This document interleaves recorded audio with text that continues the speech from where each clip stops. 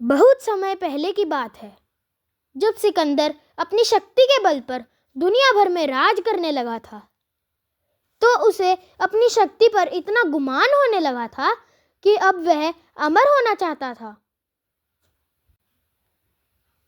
उसने पता लगाया कि कहीं ऐसा जल है जिसे पीने से व्यक्ति अमर हो सकता है।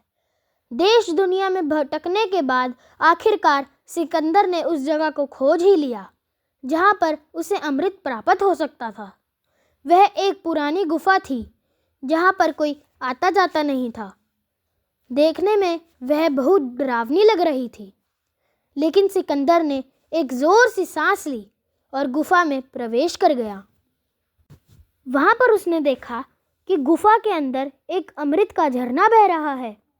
उसने जल पीने के लिए हाथ बढ़ाया ही था कि एक कौवे की आवाज़ आई।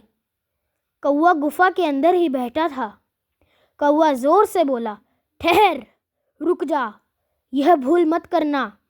सिकंदर ने कौवे की तरफ देखा। वह बड़ी ही दयनीय अवस्था में था। पंख झड़ गए थे, पंजे गिर गए थे, वह अंधा भी हो गया था। बस कंकाल मात्र ही शेष रह गया था। सिकंदर ने कहा, तू कौन होता है मुझे रोकने वाला?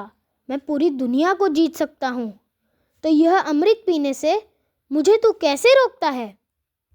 तब कौवा आंखों से आंसू टपकाते हुए बोला कि मैं भी अमृत की तलाश में इस गुफा में आया था और मैंने जल्दबाजी में अमृत पी लिया। अब मैं कभी मर नहीं सकता, पर अब मैं मरना चाहता हूँ लेकिन मर नहीं सकता। देख लो मेरी हालत। कौवे की बात सुनकर सिकंदर देर तक सोचता रहा। सोचने के बाद फिर बिना अमृत पिए ही चुपचाप गुफा से बाहर वापस लौट गया। सिकंदर समझ चुका था कि जीवन का आनंद उस समय तक ही रहता है जब तक हम उस आनंद को भोगने की स्थिति में होते हैं। जीवन में हमें हमेशा खुश रहना चाहिए। हमें कभी भी खुश रहने के लिए बड़ी सफलता या समय का इंतज़ार नहीं करना चाहिए, क्योंकि समय के साथ हम बूढ़े होते जाते हैं और अपने जीवन का असली आनंद भी नहीं उठा पाते हैं। हंसते रहें, मुस्कुराते रहें, जीवन का आनंद उठाते रहें।